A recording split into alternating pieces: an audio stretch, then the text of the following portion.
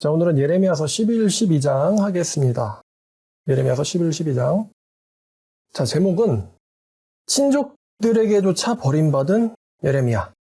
자, 하나님과 예레미야의 슬픔, 하나님과 예레미야의 슬픔, 친족에게조차 버림받은 예레미야라는 제목으로 말씀 전해드리도록 하겠습니다. 예레미야 11장, 12장입니다.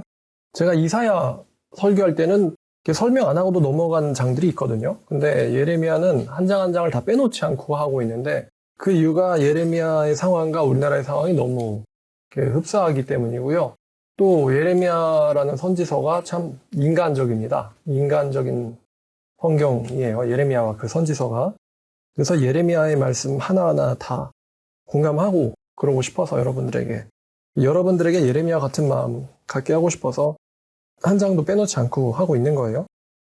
자, 11장 1절 여호와께로부터 예레미야에게 임한 말씀이라 이르시되. 자, 이 말씀의 출처를 예레미야가 밝히고 있죠. 내 맘대로, 내가 하고 싶은 말대로, 아니면 내 감정대로가 아니라 하나님의 말씀이 예레미야에게 임했다. 이게 되게 중요해요. 요즘 보면은 이 거짓 선지자들이 여기저기서 유튜브에서 활개를 칩니다만, 자칭 성령 충만을 받은 형제, 아니 자칭 기름 부음 받은 자, 이런 엉뚱한 소리를 하거든요. 그러면서 지가 무슨 대단한 사람인 것 양 이렇게 특별한 척을 하고 있죠. 근데 하나님의 사람은 특별할 게 없죠. 특별하신 분은 하나님 한 분뿐이고, 선지자 예레미야 같은 경우가 그럼 그 당시에 내가 기름 부음 받은 청년이다. 기름 부음 받은 청년이 손을 댔더니 일어난 일 이렇게 하고 다녔느냐? 아니에요. 예레미야를 읽어서 들어가 보면은 하나님의 사람들은 굉장히 괴로운 삶을 삽니다. 여러모로 괴로워요. 경제적으로도 괴롭고, 정서적으로도 괴롭고, 영적으로도 괴롭고, 여러모로 괴롭습니다. 그럼 저같이 이렇게 성경 말씀이 이미 기록이 완료가 되고 나서 저같이 이제 이것을 해석해서 여러분들에게 설명드리는 일을 하는 사람들, 즉 설교자죠.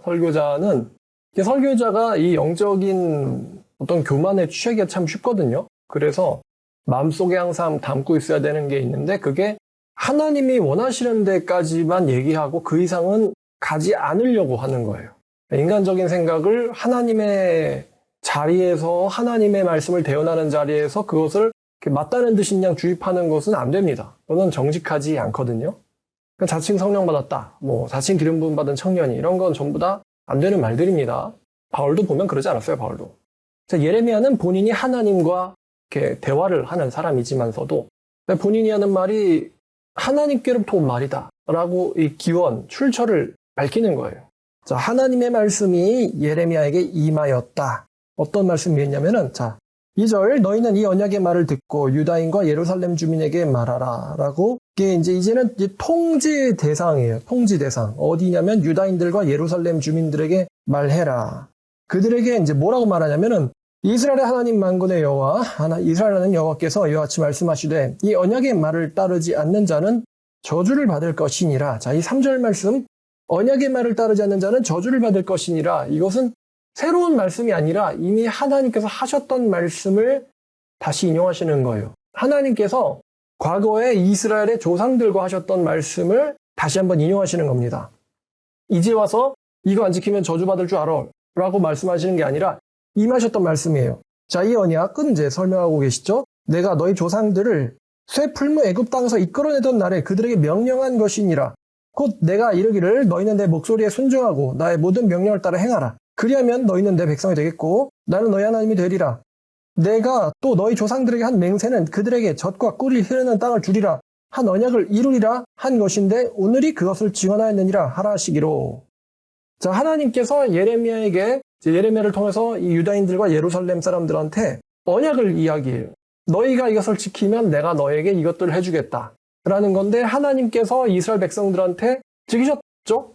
젖과 꿀이 흐르는 땅을 차지하게 해주겠다. 지키셨단 말이에요. 자, 그러면 이제 이스라엘 백성들은 어떠할까? 이 언약이라고 했기 때문에 그럼 이 조상들과 하신 언약이잖아요. 그럼 우리가 그 조상들과 하신 언약을 이제 들어가 봐야겠죠? 어떤 내용인지. 제가 이거를 신명기 28장이다 라고 여러분들에게 자주 이야기해 드렸는데, 자, 오늘은 신명기 28장이 아니라 레위기 26장을 가보려고 해요. 신명기 28장이 아니라 레위기 26장. 자, 그러니까 신명기 28장 15절 이하를 읽으셔도 되고 레위기 26장 14절 이하를 읽으셔도 됩니다. 자, 레위기 26장과 신명기 28장은 굉장히 흡사한 장입니다. 애당초 신명기가 두 번째 말씀, 두 번 말하기 이런 뜻이거든요. 그래서 오늘은 레위기 26장 볼 거예요.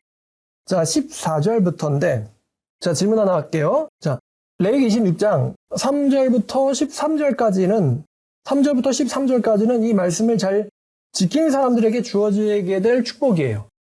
앞에 있는 말씀들을 잘 지키는 사람들에게 주어지게 될 축복입니다.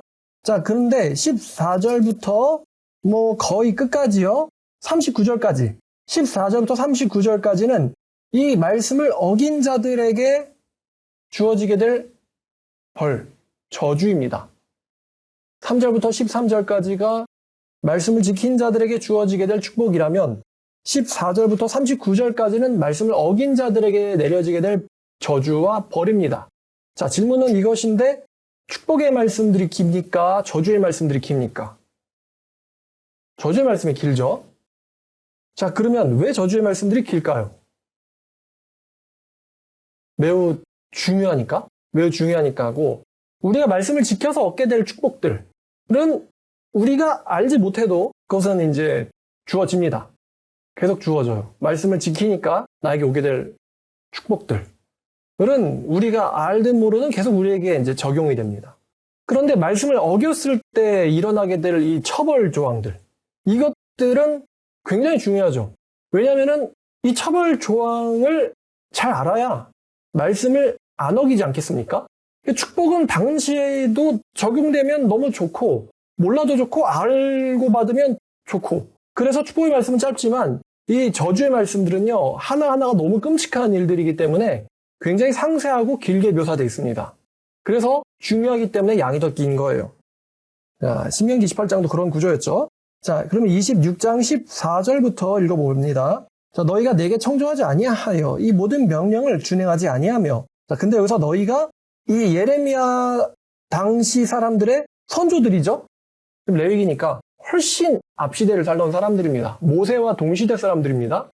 예레미야는 기원 전 6세기, 7세기를 예언했던 사람이면 이 레위기 때 사람들은 기원 전 15세기, 거의 900년쯤 전 살았던 사람들이에요.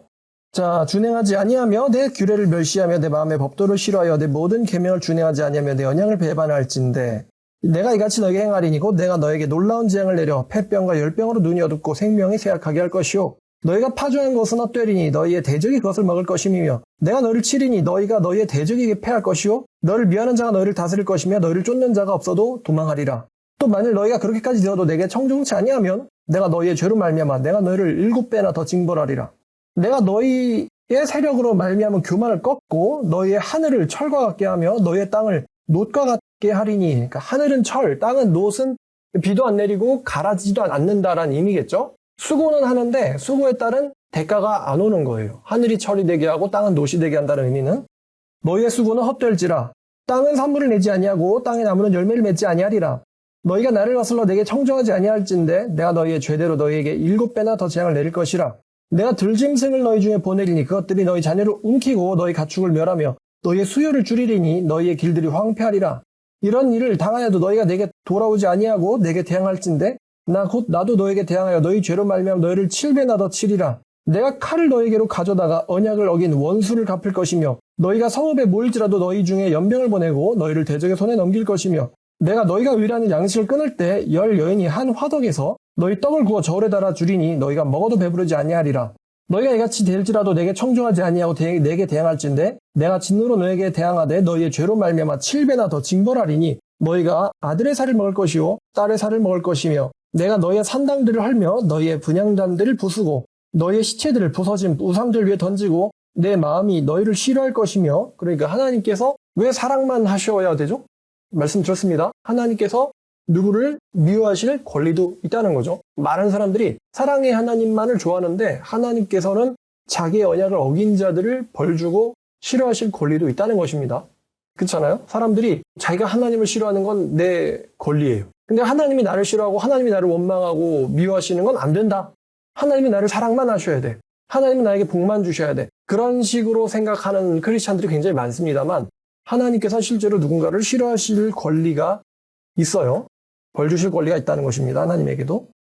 자, 31절. 내가 너의 성읍을 황폐하게 하고 너희의 성소들을 황량하게 할 것이요. 너희의 향기로운 냄새를 내가 흠양하지 아니하고 그 땅을 황무하게 하리니 거기 거주하는 너희의 원수들이 그것으로 말미암아 놀랄 것이요. 또 내가 너희를 여러 민족 중에 흩을 것이요. 내가 칼을 빼어 너희를 따르게 하리니 너희의 땅이 황무하며 너희의 성읍이 황폐하리라. 너희의 원수의 땅에 살 동안 너희가 원수의 땅에 살 동안 너희의 본토가 황무할 것이므로 땅의 안식을 누릴 것이라.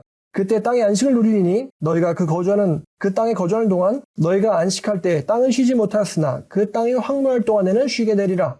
너희 남은 자에게는 그 원수들의 땅에서 내가 그들의 마음을 약하게 하리니 그들은 바람에 불린 잎사귀 소리에도 놀라 도망하기를 칼에 피하여 도망하듯 할 것이요. 쫓는 자가 없어도 엎드려질 것이라. 그들은 쫓는 자가 없어도 칼 아래 있음같이 서로 짓밟혀 넘어지리니 너희가 원수들을 맞설 힘이 없을 것이요. 너희가 여러 민족 중에서 망하리니 너희의 원수들의 땅이 너희를 삼킬 것이라. 너희 남은 자가 너희의 원수들의 땅에서 자기의 죄로 말미암아 회전하며 그 조상의 죄로 말미암아 그 조상같이 회전하리라. 여기까지입니다. 굉장히 저주가 심각하죠. 제가 빨리 읽었습니다만 굉장히 저주가 심각하다는 것을 알 수 있습니다. 자, 이렇게 하나님께서 이스라엘의 조상들과 이런 언약을 맺으셨는데 지금 이 언약을 예레미야로 돌아와서요. 이 언약을 하나님께서 가져오신 거예요. 그래서 자, 이 언약 생각해봐라. 나는 지켰냐? 그래. 나는 지켰다. 증거가 있지. 그런데 이제 너희는? 이렇게 가는 거예요. 너희는 언약을 지켰느냐? 이렇게 말하시는 겁니다. 하나님께서. 자, 5절. 오늘이 그것을 증언하였느니라. 젖과 꿀이 흐르는 땅에서 살고 있다는 거죠. 하시기로 내가 대답하여 이르되, 자, 예레미야의 대답입니다. 아멘 여호와여 하였노라.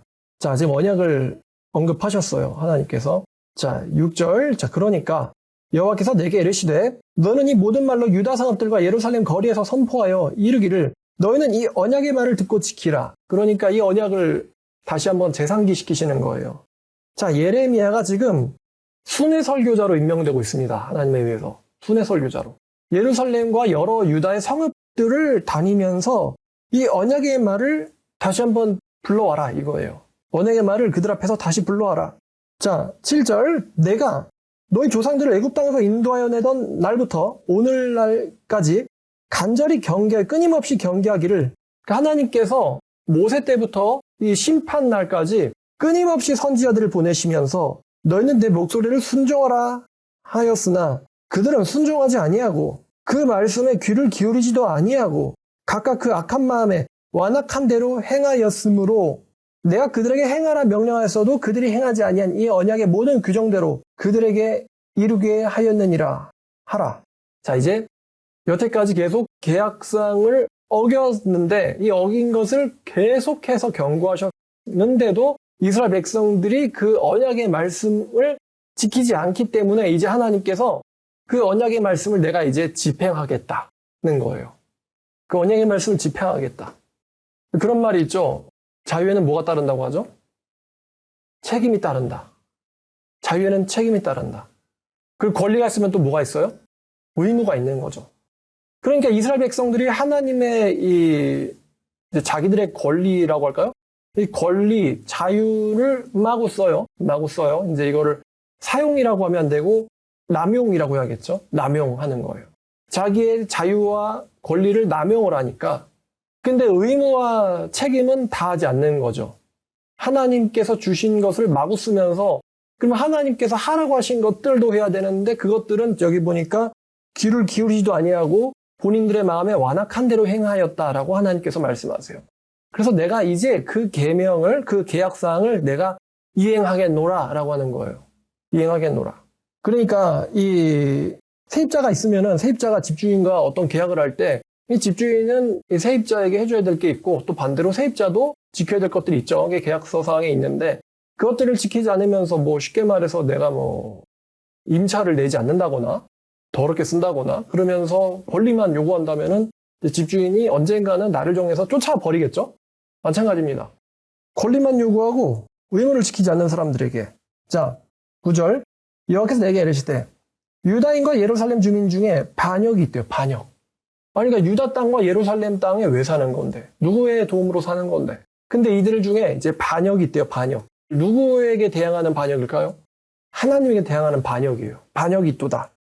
그들이 내 말 듣기를 거절한 자기들의 선조의 죄의 악으로 돌아가서 다른 신들을 따라 섬겼은즉 이스라엘 집과 유다 집이 내가 그들의 조상들과 맺은 언약을 깨뜨렸도다.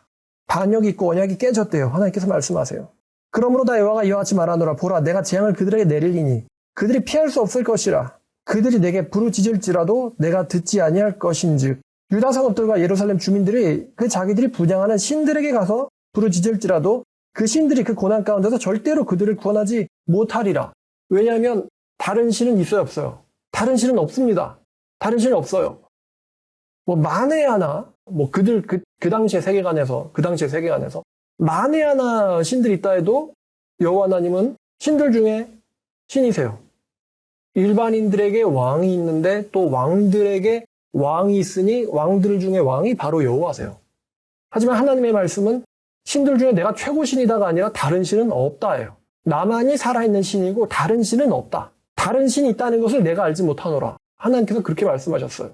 그러니 그 자기들이 부르짖는 거짓 신들에게 가서 부르짖을지라도 당연히 거짓 신은 존재하지 않기 때문에 그들을 구원할 수 있는 능력이 없고 결코 참 신이신 하나님의 이 심판을 이스라엘 백성들은 피하지 못할 것이다. 절대로 그들을 구원하지 못하리라. 자, 13절 심각합니다. 유다야, 네 신들이 네 성읍수와 같도다. 그러니까 유다라는 나라에 예루살렘뿐만 아니라 다른 도시들이 있어요. 근데 도시들이 많음처럼 유다의 신들이 굉장히 많다는 거예요. 예를 들어서 성남시의 신, 뭐 용인시의 신, 뭐 대구시의 신, 뭐 또 광주시의 신, 서울시의 신, 신들이 무지하게 많다는 거예요. 신들이. 그 정도로 신들이 많다. 율시를 섬겨야 될 나라가. 너희가 예루살렘의 거리의 수대로 그 수치스러운 물건의 제단, 곧 바알에게 분향하는 제단을 쌓았도다. 얼마나 이 거짓 신들의 제단들이 많은지. 자, 14절 무서운 말씀입니다. 그러므로 너는, 이 예레미야죠. 그러므로 예레미야야, 너는 이 백성들을 위하여 기도하지 말고 그들을 위하여 부르짖거나 구하지 마라.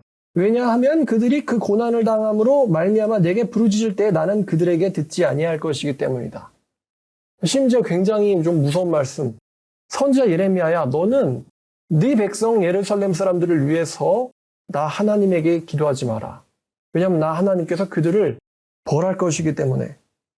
굉장한 이야기죠. 선지자에게 백성들을 중보하지 마라. 백성들을 위해서 기도하지 말라고 말씀하셨어요. 가끔 여담으로 저한테 기도해달라는 사람들이 가끔 있습니다만 어려움의 근본적인 원인은 우상숭배거든요. 근데 우상숭배로부터 돌이키지 않으면서 성직자에게 와서 기도해달라는 거는 이런 거죠. 공부를 안 하는데 선생님한테 와가지고 좋은 대학 들어가게 해주세요. 그러면 네 아들, 딸이 학원을 맨날 빼먹고 그 시간에 다른 데 가서 엉뚱한 짓 하고 있는데 좋은 대학 가게 해주세요. 그러면 어떡합니까? 하나님 말씀대로 살아야, 하나님의 말씀대로 살아야 또 하나님의 뜻대로 축복의 기도를 해주는데 하나님 말씀대로 살지 않는 걸 뻔히 알고 있는데 기도 좀 해주세요. 그러면은 성직자를 무슨 도깨비처럼 생각하는 건가요? 성직자를? 자, 그들을 위해서 기도하지 말래요. 왜냐면 내가 듣지 않을 것이기 때문에. 자, 하나님께서 계속 말씀하세요. 나의 사랑하는 자가, 그래서 나의 사랑하는 자는 이스라엘을 가리키겠죠? 나의 사랑하는 자가 많은 악한 음모를 꾸미더니 나의 집에서 무엇을 하려느냐? 거룩한 제물 고기로 네 제한을 피할 수 있겠느냐? 그때 네가 기뻐하겠느냐? 하나님께 사랑하시는 사람들이 음모를 꾸미고 우상들을 숭배하니까 그 우상을 통해서 재난을 피할 수 있겠냐? 그리고 재난도 못 피하는데 그때 재난 중에서 네가 기뻐하겠느냐? 여호와께서 그의 이름을 일컬어 좋은 열매 맺는 아름다운 푸른 감람나무를 하셨었지만 그 소동 중에 그를 위해 불을 피웠고 가지는 꺾였도다. 지금 시적인 이야기가 나오고 있는데 하나님께서 이스라엘을 좋은 열매 맺는 아름다운 푸른 감람나무라고 하셨는데 가지가 꺾였대요. 그러니까 열매를 못 맺겠죠. 가지가 꺾이면은. 바알에게 분향함으로 나의 노여움을 일으킨 이스라엘 집과 유다 집의 악으로 말미암아 그를 심은 만군의 여호와께서 그에게 재앙을 선언하셨도다. 이렇게 지금 한탄을 하고 있는 것입니다. 자, 이제 예레미야의 대사가 나옵니다. 18절 예레미야의 말입니다. 여호와께서 내게 알게 하셨으므로 내가 그것을 알았습니다. 그때 주께서 그들의 행위를 내게 보이셨나이다. 저번에도 말씀드렸는데 이 예레미야가 알지 못하는 게 있는데 그게 이 백성들의 완악함입니다. 그러니까 우리가 어떤 사람들이 완악하겠지라고 이제 뭐 사람들은 완악하지 라고 알고 있는 것과 실제로 내가 알고 있는 어떤 사람이 하나님에 대해서 혹은 성직자인 저에게 대해서 굉장히 완악하게 구는 것을 실제로 경험을 하고 나서 오, 인간이 완악하다더니만 이 정도였어? 이렇게 깜짝 놀랄 때가 있습니다.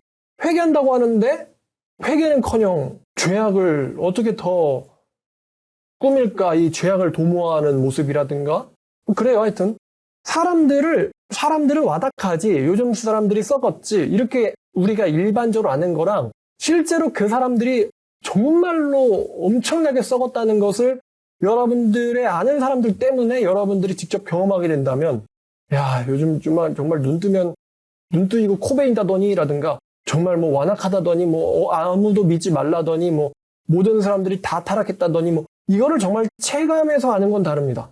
지금 예레미야가 순회 설교를 가라고 하나님한테 명령을 받았잖아요. 순회 설교를 하다가 예레미야가 순회 설교를 하니까 단지 이제 하나님과 예레미야 사이에서만 이렇게 메시지가 오가는 게 아니라 지금 이제 예레미야가 세상 사람들한테 갔잖아요. 그래서 예레미야가 순회 설교를 하면서 세상 사람들의 분위기, 눈빛, 행동, 태도, 뭐 욕설, 완고함, 뭐 주먹질, 돌팔매질 예레미야가 이런 것을 실제로 당했겠죠? 예레미야 그 도시 안으로 들어갔기 때문에요. 자, 예레미야가 순회 설교를 하고 나서 그 도시 사람들이 예레미야에게 보여준 반응을 보고 예레미야가 지금 알았다고 하는 거예요. 주님께서 알게 하사 내가 알았습니다. 그들의 행위가 어떠한지를 내 눈앞에서 적나라하게 보여주셨습니다. 자, 지금 그 다음 절 19절 보면은 이런 말이 나오네요. 나는 끌려서 도살당하러 가는 순한 어린 양과 같으므로 그러니까 자기는 아무런 저항도 할 수도 없고 할 의지도 없는 그런 순한 어린 양 같은데 이들이 나를 해하려고 꾀하기를 우리가 그 나무와 열매를 함께 박멸하자 그를 살아있는 자들의 땅에서 끊어서 그의 이름이 다시는 기억되지 못하게 하자 함을 내가 알지 못하였나이다. 그러니까 예레미야는 하나님에게 명령받아서 순회 설교를 할 뿐인데 그 도시 사람들이 예레미야를 죽여가지고 예레미야의 이름이 더 이상 이 산자들의 땅에서 기억되지 못하게 하자라고 이 살해 음모를 꾸미고 있는 거예요. 살해 음모. 예레미야의 살해 음모를 꾸미고 있다는 거예요. 예레미야가 하나님의 말씀을 전했다는 그게 이제 이유겠죠? 되게 아이러니하거든요. 하나님의 선지자가 하나님께 말씀 받아가지고 하나님의 말씀을 하나님의 백성들한테 전하고 있는데 하나님을 섬긴다라고 하고 하나님께 분향한다는 그 인간들이 예레미야를 대적해가지고 저 사람을 죽이자. 굉장히 아이러니합니다. 예레미야도 하나님을 부르짖고 저 백성들도 하나님을 예레미야를 죽이려고 하는 저 사람들도 하나님을 부르짖는데 이런 생각이 드는 거죠. 도대체 그럼 예레미야 외의 하나님과 이스라엘 백성들이 그 당시에 부르짖던 그 하나님은 같은 하나님일까? 거짓 선지자들을 제가 비판하고 반증하는 영상 올리면 그 사람들 추종자가 저한테 악플단단 말입니다. 제가 비판하는 이유는 이거죠. 그 사람들이 성경적으로 하지 않는다. 하나님의 선지자가 아니라는 거예요. 하나님의 선지자라면은 너희들을 하나님의 말씀으로 인도해서 회개케 했을 텐데 그 사람은 하나님의 말씀으로 너희들을 인도하지 않기 때문에 거짓 선지자지 하나님의 선지자가 아니다. 그런데 걔네들은 하나님의 이름으로 서로 축복을 주거니 받거니 할 애들인데 저더러 이제 나쁜 사람이라고 하죠. 그럼 도대체 저도 하나님의 말씀, 하나님 얘기하고 걔네들도 하나님 얘기하는데 그럼 도대체 이 두 하나님은 같은 하나님일까? 여러분 질문 하나 할게요. 말씀을 주신 하나님이 진짜 하나님이에요? 아니면 거짓 이적을 주신 하나님이 진짜 하나님이에요? 서로 하나님 얘기하는데 한쪽이 한쪽을 공격하는 거예요.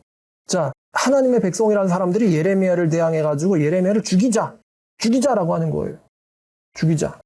자, 예레미야가 그러니까 얼마나 마음이 정말 분하고 억울하고 안타깝겠습니까? 분하고 억울하고 안타깝겠습니까? 얼마나 부들부들 떨릴까요? 정말 죽인다라는 말을 듣는 그 남자의 마음이 어떻겠습니까? 내가 죽일 일을 해야지 죽인다라는 말을 들으면 어쩔 수 없다고 생각하지. 하나님 말씀 전했다고 죽인다라는 말을 듣는 남자의 심정이 얼마나 떨릴까요?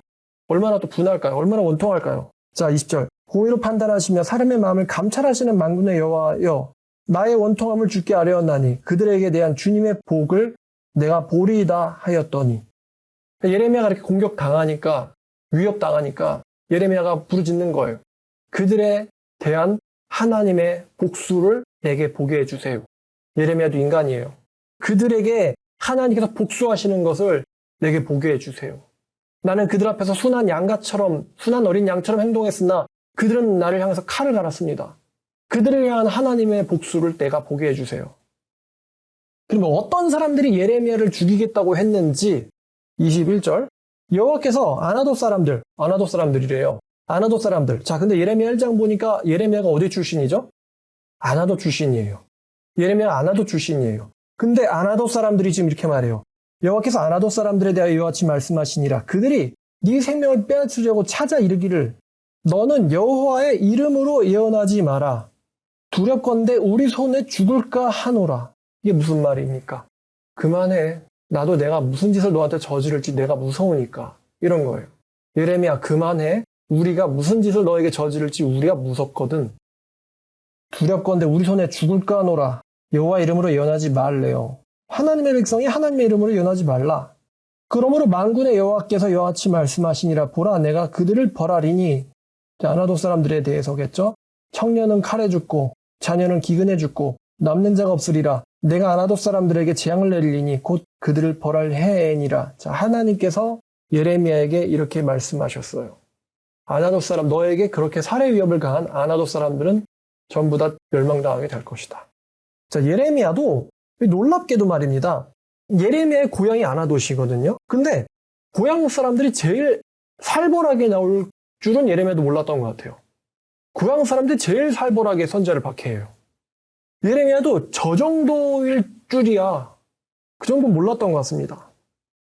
가장 원수는 어디 있어요? 뭐 가족 중에, 친구 중에.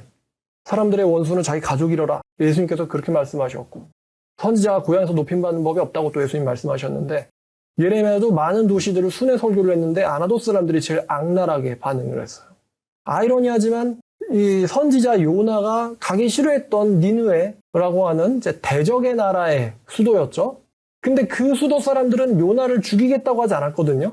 오히려 대적의 나라에서는 회개가 일어났어요. 근데 예루살렘 옆에 있는 도시이자 예레미야의 고향인 아나돗에서는 이 선지자에게 죽이겠다. 하나님의 이름으로 예언하다니. 입 닥치라. 이런 거죠. 여호와 이름으로 예언하지 마라. 죽여버릴 수도 있으니까.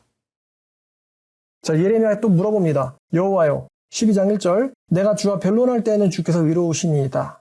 그러나 내가 주께 질문하옵나니 악한 자의 길이 형통하여 반역한 자가 다 평안함은 무슨 까닭입니까? 예레미야가 이런 의문이 든 거예요. 하나님, 악한 사람, 그리고 하나님에게 대적하는 사람들은, 반역하는 사람들은 평안하면 안 되죠. 성공하면 안 되죠. 근데 악하고 하나님에 대해서 반역하는 사람들이 평안하고 성공하는 것은 어떤 까닭입니까, 하나님? 하나님은 저랑 대화할 때 늘 의로우시잖아요. 근데 저 악한 사람들이 형통하고 반역하는 자가 형통하고 평안한 건 무슨 까닭입니까? 나는 주님의 말씀 때문에 매일같이 고통 속에 있는데 저 하나님을 대적하는 사람들은 평안 안에 있다. 이게 무슨 일입니까? 자, 2절. 주께서 그들을 심으셨기 때문에 그들이 뿌리가 박히고 장성하여 열매를 맺은 거 아닙니까? 그러니까 주님께서 걔네들을 살게 하고 계신 거 아니에요. 주님께서 그들이 저렇게 평안하고 성공하도록 허락하신 거 아닙니까? 저 사람들은 입술은 주님에게 가까운데 그들의 마음은 주님으로부터 먼아이다. 그러니까 입술로는 하나님이 여호와가 주님의 이름으로 사랑합니다. 주님이 어쩌고 주님께서 말씀하십니다. 맨날 주님 주님 거리는데 마음은 멀다는 거예요. 저 예레미야를 박해하려고 했던 사람들. 여호와여, 주께서 나를 아시고 나를 보시며 내 마음이 주를 향하여 어떠함을 주님께서 감찰하시오니 양을 잡으려고 끌어냄과 같이 그들을 끌어내시되 죽일 날을 위하여 그들을 구별하옵소서. 예레미야가 한탄하는 겁니다. 하나님, 언제까지고만 저렇게 봐주시지만은 않겠죠? 도살할 날에 도살할 양을 골라가지고 아무리 양들이 많이 있어도 죽을 양을 골라가지고 잡아내는 것처럼 주님께서 그들을 갚아주세요. 이렇게 말하는 거예요. 그들을 구별하옵소서. 자, 4절. 언제까지 이 땅에 슬퍼하며 온 지방의 채소가 마르겠습니까? 짐승과 새들도 멸절하게 되었사오니. 그러니까 이제 이 사람들이 하나님을 대적하기 때문에 입술로만 가깝지 마음은 멀다고 했는데 하나님을 마음으로부터 멀리하고 우상을 숭배하고 반역을 하기 때문에 채소도 마르고 짐승과 새들도 멸절하게 되었다. 그러니까 여러분, 하나님께서 아담을 통해서 이 세상을 다스리라고 세우셨어요. 근데 세움받은 인간, 이제 만물의 대표라고 할 수 있습니다만 만물의 대표인 인간이 하나님에 대해서 대적을 하면은 인간만 저주받는 게 아닙니다. 만물도 같이 그 벌을 받는 거예요. 사람들이 하나님께로부터 대적을 하니까 뭐 그 시대에도 이상기운이 있었습니까? 있었겠습니까? 그 시대에도 지구온난화가 있었겠습니까? 근데 사람들이 하나님을 멀리하니까 채소도 마르고 짐승도 새도 다 같이 고통을 받게 된다는 거예요. 자, 그들이 말하기를 이는 이 땅 주민이 약하여 스스로 말하기를 그가 우리의 나중 일을 보지 못하리라 함이냐이다. 이게 무슨 말이냐면 우리들은 죽을 때까지 심판받지 않을 거야. 사람들이 이렇게 생각하죠.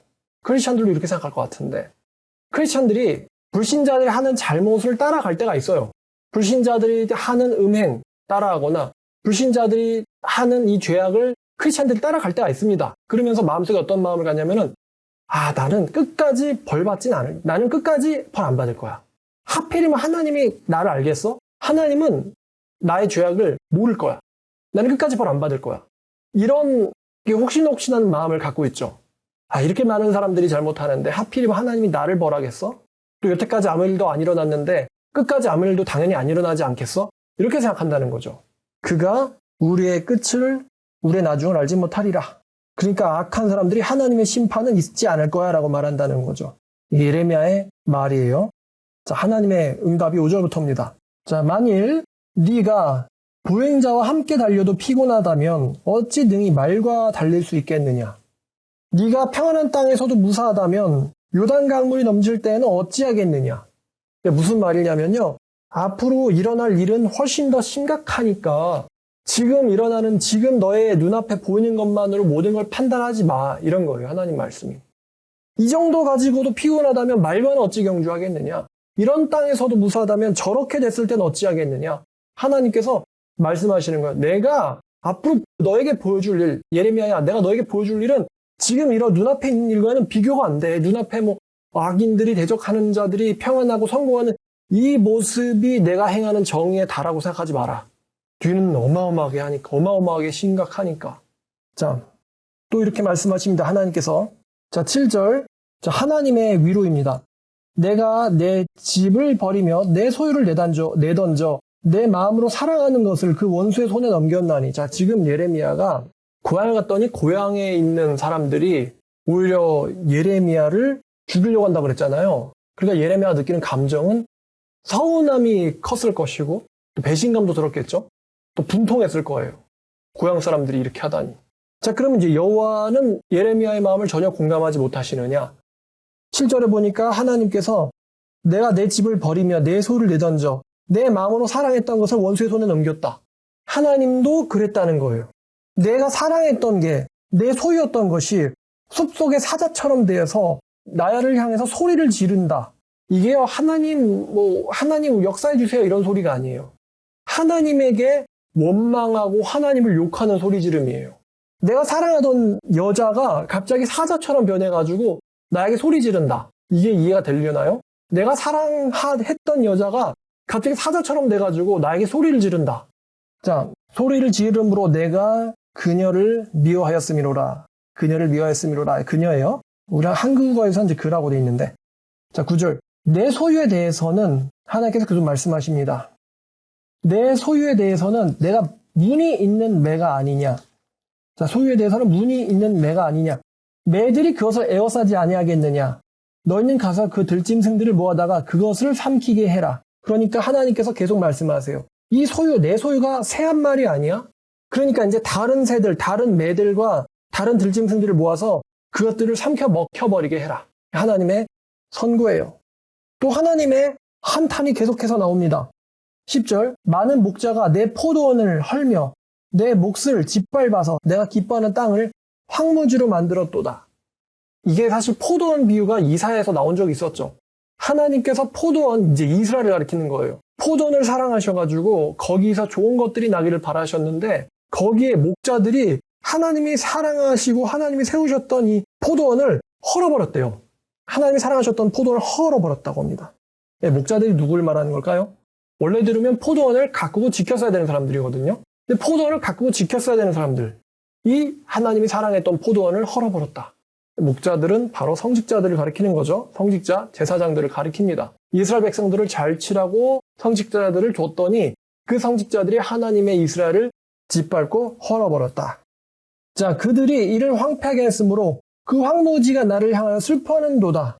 그러니까 이제 이스라엘의 어떤 이스라엘의 영적인 상황을 묘사하는 거죠. 그러니까 이스라엘이 타락하게 되었는데 이 타락하게 된 이스라엘이 원래는 타락하면 안 된단 말이에요. 그러니까 이스라엘 사람들이 타락하니까 그녀가 하나님에게 고통을 호소하는 거예요. 내게 대하여 부르짖는도다. 슬퍼하는도다. 원래 이스라엘은 이렇게 되면 안 되는데. 그러시면서 하는 말씀이에요. 온 땅이 황폐함은 이를 마음에 두는 자가 없음이로다. 자, 온 땅이 황폐함은 이를 마음에 두는 자가 없음이로다. 라는 이제 무슨 말이냐면은 이스라엘 백성들 중에 어느 누구도 이스라엘 백성들의 타락과 유다 공동체의 타락과 이 유다 공동체에게 임할 하나님의 심판에 대해서 또 이 백성들 개개인이 각자 하나님에게 구원받지 못한 것에 대해서 또 이들에게 임할 멸망에 대해서 어느 누구도 걱정한 성직자는 없었다라는 것입니다. 원래 유다 공동체는 이렇게 되면 안 됐었는데 이 그녀가 의인화된 이스라엘이에요. 하나님께 슬퍼한단 말이에요. 그녀의 슬픔을 자기 자식들의 타락이죠. 자기 자식들의 타락 때문에 그녀가 슬퍼하고 있는 거예요. 이 그녀의 슬픔을 이해하려고 했던 어느 사람도 없었다. 영적으로 황무지가 돼버렸어요. 이 영적으로 황무지가 된 이스라엘 백성들의 이 황폐함을 마음에 둔 사람이 없었다. 그런 성직자는 없었다. 이제 쉽게 말하면 예수님이 그러셨잖아요. 인자는 머리 둘 데가 있다 없다. 없다는 거죠. 그게 단순히 예수님이 난 누울 데가 없네. 이런 이야기만 하는 건 아니에요. 예수님과 진정으로 마음을 공유할 만한, 그러니까 예수님도 인간이에요. 하나님이시지만 인성을 완전히 입으셨기 때문에 예수님도 외로웠고 예수님도 힘들었어요. 근데 그 힘듦을 누구한테 예수님이 이야기할 수 있을까요? 예수님을 배신하고 도망갈, 예수를 저주하며 가로되 저자를 모른다라고 할 사도들한테 예수님이 힘든 걸 이야기할까요? 아니면 예수님이 당신이 오실 그분입니까? 라고 얘기한 세례 요한한테 가서 힘들었다고 이야기할까요? 아니면은 뭐 그의 형제조차도 그를 믿지 아니한다. 아이고 당신이 이렇게 되면 되겠습니까? 예수의 친형제한테 가서 의지할까요? 그럼 예수님이 엄마 마리한테 가서 힘듭니다라고 의지할까요? 집안에선 다 자기를 미친놈으로 보고 있는데 예수님 누구한테 가서 나 힘들다고 이야기할까요? 예수님 그러시잖아요. 너희가 다 나를 버리고 떠나고 내가 혼자 될 때가 왔다고. 누구한테 힘들다고 예수님 얘기하죠? 근데 마찬가지예요. 이스라엘 백성들이 멸망하기 직전까지 타락을 했는데 멸망이 임하고 있어요. 멀리서 날아오는 운석처럼 이미 멸망이 예정됐고 멸망이 오고 있어요. 그 지경이 됐는데도 불구하고 예루살렘을 걱정하는 성직자가 하나님과 그 마음을 공유할 성직자가 없었다. 이게 이 당시의 현실이었어요. 예레미야가 누구한테 가서 힘들다고 이야기하죠? 이거 어떤 사람이 가서 속마음을 털어놓고 의지할까요? 자, 계속 말씀하십니다. 파괴하는 자들은 이 바벨론 사람들을 가리키겠죠? 파괴하는 자들이 광의 모든 벗은 산 위에 이르렀고 여호와의 칼이 이 땅 끝에서 저 끝까지 삼키니 모든 육체가 평안하지 못하도다. 이제 하나님께서 선언하신 거예요. 파괴자들이 온다. 헐벗은 산 위로. 벗은 산이라는 것은 축복받지 못했다라는 것을 의미하겠죠. 또 이스라엘 백성들이 밀을 심었는데 가시를 거두고 수고를 했는데 소득이 안 나온다. 그 소산으로 말미암아 스스로 수치를 당하게 될 것이니 이는 여호와의 분노로 말미암음이니라. 고생을 하는데 돈이 안 벌려. 하나님께서 분노하고 계시기 때문에. 자, 그러니까 하나님께서 예레미야에게 말씀하시는 거예요. 너만 힘든 것이 아니다라는 거겠죠. 예레미야야, 너의 배신감, 원통함 잘 안다. 사랑하는 자들에게 당했던 그 억울한 일들, 사랑했던 자가 소리 지르며 달려드는 그 반역, 너만 당한 게 아니라 나도 잘 안다는 이야기예요. 자, 14절. 그러나 14절. 내가 내 백성 이스라엘에게 기업으로 준 소유에 손을 대는 나의 모든 악한 이웃에 대하여 이와 같이 말씀하시니라. 보라, 내가 그들을 그 땅에서 뽑아내겠고 유다 집을 그들 가운데서 뽑아내리라. 자, 이제 이야기가 확 전환이 되는데 이게 뭐냐면은 이 유다는 하나님의 소유란 말이에요. 하나님께서 내쳐셨지만 여전히 하나님의 소유입니다. 그 하나님의 소유를 건드린 자들을 내가 벌할 것이며 또 그들에게 가서 심겨진 유다 집을 뽑아낼 것이다. 이제 다시 데려온다는 이야기예요, 하나님께서. 유다가 본토에서 뽑혀 나겠지만 또 그 끌려간 곳에서도 내가 다시 데려오겠다라는 이야기예요. 내가 그들을 뽑아낸 후에 내가 돌이켜 그들을 불쌍히 여겨서 각 사람을 그들의 이업으로, 각 사람을 그들의 땅으로 다시 인도하리니 하나님께서 그 뽑아낸 사람들을 다시 불쌍하게 여기시겠다라는 말씀입니다. 자, 16절. 여기서 그들은 유다 애들을 옮겨갔던 원수들을 가리켜요. 이방인들을 가리키는데 그들이 만약에 내 백성의 돌을, 그러니까 이제 뽑혀갔다가 다시 돌아오게 된 이 유다를 말하는 거겠죠. 내 백성의 돌을 부지런히 배워서 그 이방인들이 살아있는 여호와라는 내 이름으로 맹세하게 된다면, 맹세하기를 그 이방인들이 내 백성들을 가르쳐서 바알을 맹세하게 한 것처럼 여호와를 향해서 그 이방인들이 맹세하게 된다면 그들이 내 백성 가운데서도 그들이 내 백성들 가운데에서 세움받으리니와 하나님 그 이방인들을 내 백성 가운데서 세워주시겠다. 이건 좀 이 당시 유대인들에겐 놀라울 만한 이야기죠. 이방인들을 내 백성 가운데서 세워주시려니와 만약에 순종하지 않으면 반드시 어떤 나라든지 내가 그 나라를 뽑아 멸하리라 여호와의 말씀이니라. 뽑아 멸하리라. 자, 여기까지가 12장입니다. 자, 그래서 이제 11장과 12장 우리가 봤는데 11장은 이제 예레미야가 하나님의 그 언약을 들고는 보냄받는 이야기를 한 거예요. 보냄받은 이야기. 어떤 이야기들인지 하나님과 이스라엘 백성들의 계약사항, 그리고 이스라엘 백성들은 어떻게 그 계약을 어겼는지, 하나님만 섬기기로 해놓고 우상 숫자가 얼마나 많대요. 유다의 성읍수만큼 우상들이 있대죠. 그러니까 우리가 현실적으로 하나님만 사랑해야지라고 하면서도 막상 크리스찬들이 믿고 의지하는 우상이 얼마나 많이 됩니까? 이거 안 해주시면 하나님께 실망할 거예요 라고 얘기하는 것들이 얼마나 많이 있어요. 나한테 이거 안 해주시면 하나님한테 실망할 겁니다 라고 말하는 우상들이 우리 안에 얼마나 있습니까? 예레미야가 여러 군데를 다 순회 설교해보니까 직접 본 거예요. 우상들의 숫자가 얼마나 많은지. 사람들이 벌 받을 때 오리발을 내민단 말이에요. 하나님, 난 잘했는데 왜 나한테 벌 내리세요? 라고 자기가 잘못한 것을 감춰버리거든요. 자기가 잘못한 것은 모른 척해요. 근데 예레미야가 이렇게 다녀보니까 우상이 진짜 많은 거예요. 그러니까 하나님의 언약을 배신했다고 말 못하진 않을걸? 이런 거죠. 우리가 언제 배신했는데요? 분명히 오리발 내밀 거거든요. 하나님이 벌한다고 한 그날에 우리가 언제 여호와 배신했어요? 이렇게 얘기한단 말이에요. 그러니까 예레미야가 직접 돌아다니면서 하나님의 그 심판하심이 얼마나 정당한지 그 계약 내용과 우상 숭배의 현실과 또 그 계약 내용을 다시 그 백성들한테 재상기시켜주는 거예요. 이런 일을, 왜냐하면 하나님께서 이스라엘을 심판하셔야 되기 때문에 예레미야를 통해서 모든 이스라엘에게 선언하셔야죠. 오늘날에는 뭐 유튜브가 있으니까. 근데 그날엔 유튜브가 없으니까 예레미야 직접 두 발로 예루살렘과 유다의 성읍들을 돌아다니면서 순회 설교 사역을 한 거예요. 근데 하필이면 아나도 자기 고향에 갔을 때 예레미야를 죽이겠다라고 달려드는 일이 일어났어요. 하필이면 예레미야가 많은 성읍들에서 반대를 받긴 했는데 특히나 아나돗은 기억 남았나 봐요. 왜 고향만큼은 이러면 안 되지. 가족들만큼은 이러면 안 되지. 근데 아나돗 사람들이 예레미야에게 살해 위협을 이야기하니까 죽여버리겠다. 여러분, 제가 이거 모르지 않습니다. 이게 무슨 이야기인지. 제가 총신대학교 가서 신학생들이 이렇게 살면 안 된다 그러니까 정확하게 죽여버릴 수 있으니까 다 그만하라고 이렇게 얘기하더라고요, 저한테. 그때 제가 되게 좀 놀라기도 했고 어처구니도 없었거든요. 만약에 내가 뭐 홍대에서 그런 얘기를 한다거나 아니면 뭐 원광대, 동국대 이런 대학교에서 그런 얘기 하다가 뭐 죽여버리겠다 그러면은 그럴 수도 있지라고 뭐 느끼겠는데, 오히려 이렇게 목회자들 양성한다는 학교에서 죽여버리겠다라고 하니까 이제 제가 되게 당황스러웠어요. 예레미야만큼 그렇게 마음이 많이 그 정도는 아니었는데 어쨌거나 우리나라는 법적으로 보호를 받잖아요. 죽여버리면 문제가 되는 건 제가 아니라 그쪽이겠죠. 근데 이 아나돗 사람들이 실제로 예레미야를 죽여버리겠다 그러니까 예레미야가 얼마나 마음이 서운하고 슬프고 분노하고 억울해하고 원통했을까.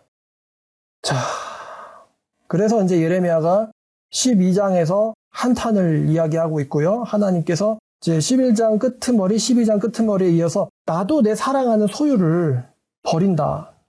아까 6절, 자, 12장 6절을 찾았는데, 자, 12장 6절. 네 형제와 아버지의 집이라도 너를 속이며 네 뒤에서 크게 외치나니 그들이 네게 좋은 말 할지라도 너는 믿지 말지니라. 하나님께서 예레미야에게 하신 말씀이거든요. 그러니까 예레미야가 아나독 갔을 때 형제와 아버지의 집이 있었을 거 아니에요. 이렇게 얘기했겠죠. 예레미야의 친족들이 예레미야에게 위로를 하는데 아우, 그런 말을 걔한테서 들었어? 또 그런 일을 당했어? 아유, 그게 위로를 하는데 그 위로조차도 그 위로 예레미야의 친족이 예레미야에게 하는 위로조차도 그 사람들이 의도적으로 그랬든 아니면 몰라서 그랬든 그들의 위로는 결과적으로는 거짓말이었어요. 의도적으로 거짓말했다면 야, 왜 그딴 말을 쟤네들한테 해가지고 왜 화를 자초하냐 이 멍청아. 이런 거죠. 이런 마인드가 마음에 깔려 있으면서 아유, 이게 좀 하지 그랬어, 잘하지 그랬어. 그러면서 친족들이 예레미야한테 그렇게 말했을 거고 몰라서 그랬다면은 아마 하나님의 이 심판과 예레미야 심정을 이해도 못하면서 너무 걱정하지 마 예레미야야 이렇게 거짓으로 위로를 했겠죠. 그러니까 하나님께서 예레미야한테 형제와 아버지의 집이 너를 속이며 네 뒤에서 외치나니 그들이 너에게 좋은 말 할지라도 너는 그들을 믿지 마라. 이렇게 말씀하셨던 거예요, 예레미야한테. 아빠나 형제들이 너에게 좋은 위로할지라도 그것조차도 믿지 마라. 친족의 위로조차도 믿지 마라. 왜냐면 그들도 너를 죽이겠다고 아나독 사람들과 사실은 같은 영이 흐르고 있는 사람들이니까. 하나님의 편에 선 사람들이 아니라 그들의 영이 같이 흐르고 있는 사람이다. 하나님 쪽에 선 사람이 아니면 다 같은 한 통속이에요. 대놓고는 죽이겠다고 하는 인간이나 위로한다고 하면서 속으로 멸시하고 있는 가족들이나 똑같다는 거죠. 하나님께서 믿지 말라고 하셨는데 또 하나님도 예레미야에게 나도 내 소유에게 나도 내가 사랑했던 자들에게 이런 일을 당했다. 이렇게 하나님께서도 말씀하신 겁니다. 그러니까 여러분 진짜 신뢰할 만한 사람들은 하나님의 영을 공유하는 사람들밖에 없어요. 여러분들의 좋은 말 해준다고 해서 그게 진짜로 좋은 말은 아닙니다. 사실 여러분들을 깔보고 경멸하는 걸 수도 있어요. 그래서 원수는 가운데서 나오는 거죠.